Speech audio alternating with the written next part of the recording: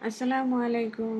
সবাইকে স্বাগতম ফাতেমাস কিচেনে নতুন আরও একটি রেসিপি দেখার জন্য।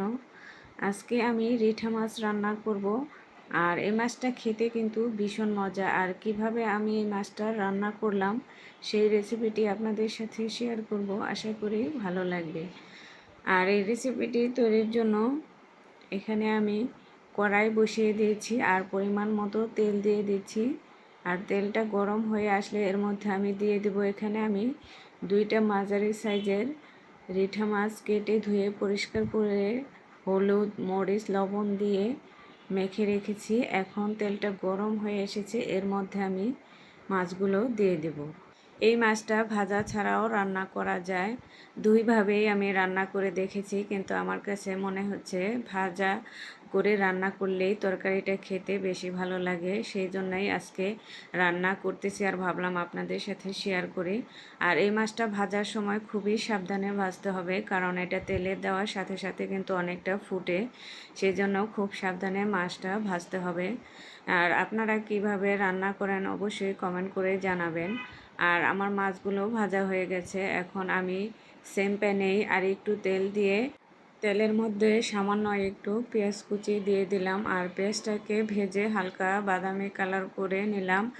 আর এর মাঝে আমি এখন দিয়ে দেব ব্লেন্ড করা পেঁয়াজ। এখানে আমি হাফ কাপের মতো পেঁয়াজ ব্লেন্ড করেছি, সেটা দিয়ে দিলাম।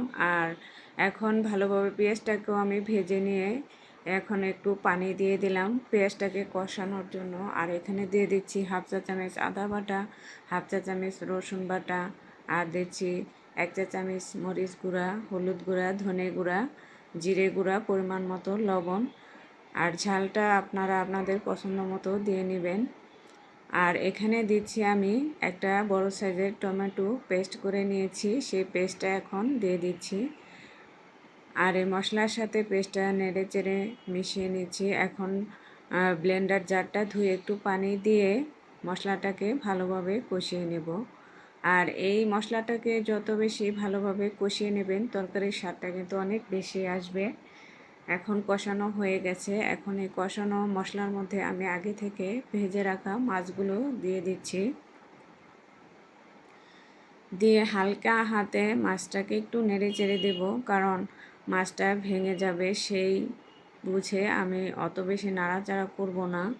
আর এখানে কয়েকটা কাঁচামরিচ দিয়ে দিলাম। আর এখন দিয়ে দিচ্ছি ঝোলের পানি। আর যেহেতু আমি মাছটা কিন্তু একটু ঝোল ঝোল রান্না করব, আমি সেই অনুযায়ী পানি দিয়েছি। আর এই পানিটা দেওয়ার পর আমি ঢাকনা দিয়ে ঢেকে এটা কিছুটা সময় রান্না করে নেব। আমি 5 মিনিটের মতো রান্না করে নিয়েছি। এই যে দেখতে পাচ্ছেন ঝোলের পানিটা কিন্তু অনেকটাই কমে এসেছে। আর এখন আমি উপর থেকে দিয়ে দিচ্ছি ধনেপাতা। আপনারা চাইলে এখানে গরম মশলাও দিতে পারেন, আমি এখানে ধনেপাতা দিয়ে দিলাম। আর এখন কিন্তু আমার রান্নাটা হয়ে গেছে, চুলাটা বন্ধ করে দিচ্ছি। আর 5 মিনিট পর এই যে আপনাদের তরকারির কালারটা দেখিয়ে দিচ্ছি, দেখতে পাচ্ছেন কতটা সুন্দর হয়েছে। আর এটা খেতে ভীষণ মজা হয়েছে। আর আপনারা এভাবে ট্রাই করে দেখতে পারেন, আশা করি ভালো লাগবে। আর আজকের রেসিপিটি যারা ফেসবুক পেজ থেকে দেখবেন তারা আমার পেজটা ফলো করবেন। আর যারা আমার ইউটিউব চ্যানেল থেকে দেখবেন তারা আমার চ্যানেলটা সাবস্ক্রাইব করে চ্যানেলের সাথেই থাকবেন। সবাই ভালো থাকবেন, সুস্থ থাকবেন। আল্লাহ হাফেজ।